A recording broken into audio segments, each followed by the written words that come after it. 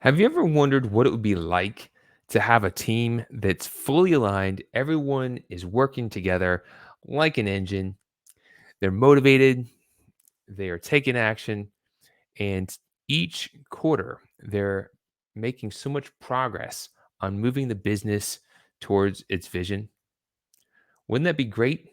Well, that can happen, but commonly it doesn't because we don't take the time to step back and review the progress that has been made. And if we don't review what is the progress that has been made, we may not be learning from those lessons. In this video, I'm going to share how to host an effective quarterly business review. Now, as a business coach, I've had the opportunity to host quite a few quarterly reviews, if you can imagine. And that's one of the things that you can do to start getting people aligned. Now, if you're the type of business owner that hasn't set any goals yet, you might want to watch the video on setting clear, smart goals and getting people aligned with how they can move the vision forward. But if you have goals created and you're leading a team towards moving forward, then this is what we'll need to do. All right. So, first off, you need to set a time to meet with your team that's uninterrupted. And the first thing you're going to do is have everyone report. What are the biggest wins that they achieved in the past quarter? What did they accomplish? And you want to celebrate those things, even if it wasn't quite to the level that you were expecting, because progress is progress and you've got to celebrate people's actions and the progress that you have made. Very commonly, I'll see sometimes people will be making progress in their business and they get so overwhelmed with the day to day and with the mounting pile of things that they have to do.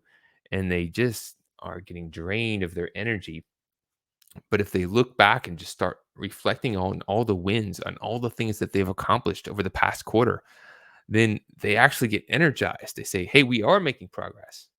We're just not recognizing it. Kind of like when someone grows in front of your eyes, if you ever had kids, right? So that's one of the things you definitely want to do is um, have everyone report their wins and really check in on that. And then check in on what was uncompleted. I don't know if you've ever seen it, but I've seen it very often where a business owner gets excited about new opportunities that are coming in. And so they start just adding them to the list and they start changing directions. And before you know it, all the team members really just start getting overwhelmed and they start losing their motivation because things are not being completed. They put time and attention to something and they didn't get the resolution. Now, we don't necessarily need to move forward everything that's uncompleted, but we want to identify what was uncompleted and then make a decision. Hey, do we need to still work on this to complete it? Or are we going to make a decision to shift and change direction? But actually, just having that acknowledgement there is really helpful. So people aren't like, hey, what about this thing that we said that was really important last quarter? We didn't quite complete it. Are we still working on it? So those are two questions. All right. Now, once you've reported, you can start reflecting. And some things to reflect on is what has been the impact of the wins and some of the losses, some of the things that didn't get completed. How has that impacted the business or the teams or individuals? Having people share this and reflect on it is important. So if we're dealing with a challenge that wasn't resolved and we can really see, well, this is causing all these other problems, then that might say, all right, we need to double down on getting this resolved. Or if it's been a positive impact, we could say, hey, by doing these things here, by putting in a little bit of extra time after hours or on the weekends, we were able to accomplish this, and this has led to this other benefit. We may see the benefit of continuing to do that effort. Does that make sense? All right. So reflecting on what has been the impact of achieving the wins or the uncompleted. Then, what led to those results? What were the actions that were being taken that led to those results? And really taking the time to identify that. I was working with a business and they had one of their most productive quarters. And we reflected on what led to that. And they ended up explaining, you've been telling us for a while that we need to take our goals down and break them down into different action steps and then focus on checking in one action at a time in order to make progress. And prior to this quarter, we just kept on coming up for air, finding a little bit of time, grabbing something and getting it done, and then moving forward. But this past quarter, we actually started checking off one thing at a time, following the action plan. And that really worked because we had a plan, we were following it, we were being consistent, we were building up the disciplines of execution. It led to the best results that we've ever had. And now we're going to double down on that. See? So the reflection could be really valuable. All right, next, revise. Revise what? The top lessons learned. So you want to take the time to reflect and think about what are the top lessons that you learned in the past quarter, the top 3 lessons, and write them down. And as simple as it may sound, you may like, yeah, I learned these things. But if we don't take the time to really learn from our challenges and our failures and our successes, then we're missing some of the value. A lot of people have a bad feeling when it comes to failure, but failure is feedback when we learn from it. And it's really valuable. Some of the most successful businesses and entrepreneurs aren't successful because they were that smart. They were successful because they continued to get up and try. And they had a lot of failures, but they continue to get up and try and they learn from those mistakes. So you've got to make sure that you're taking the time to write down the lessons that you learned. And also, then, what are the 3 biggest issues that you're currently facing in the business? Um, and this is kind of like getting a poll. So you're starting to get looking ahead. Well, we knew where we were at last quarter. We worked on these things, but now what are the things that are pressing for us? And one more thing, if you haven't done it already, if you could like and subscribe to Growth Amplifiers, I have the attitude, expertise, and drive, and I'm on a mission to help people amplify their business so they could better serve their missions. It's how I'm contributing to the world.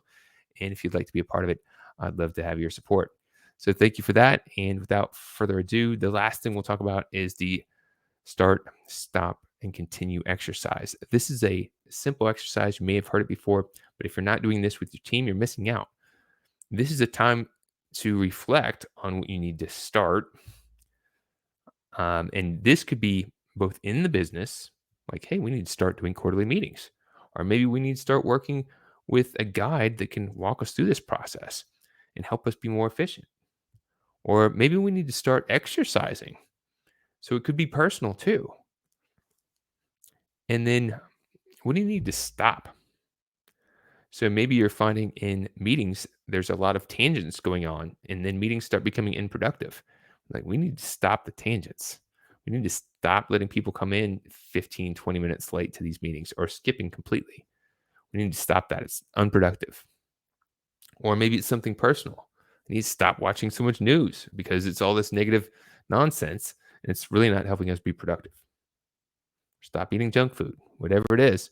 Defining this each quarter helps you kind of prime yourself and make sure that you're keeping yourself amplified. And then last but not least, what do you need to continue?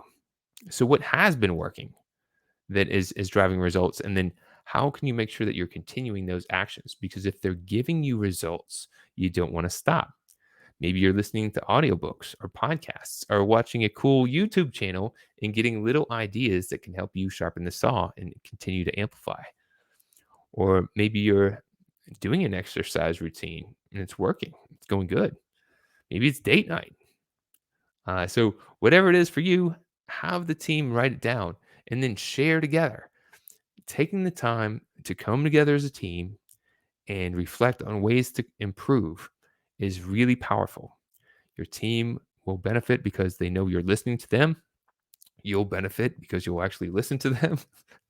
And together you can work towards amplifying your business. So, those are 3 simple but effective little questions that you can ask is an exercise to go through with your team. So if you have ideas that could be helpful for coordinating a business review, I'd love to see it in the chat or comments. Um, if you haven't watched the video on scorecard, keeping a scorecard yet, reviewing that, to make sure that you could see any trends, that's a really helpful thing to do as well. Other than that, stay tuned to Growth Amplifiers. We're going to be covering some real awesome stuff, and you have the opportunity to continue to amplify when you keep on taking action. So keep on taking action.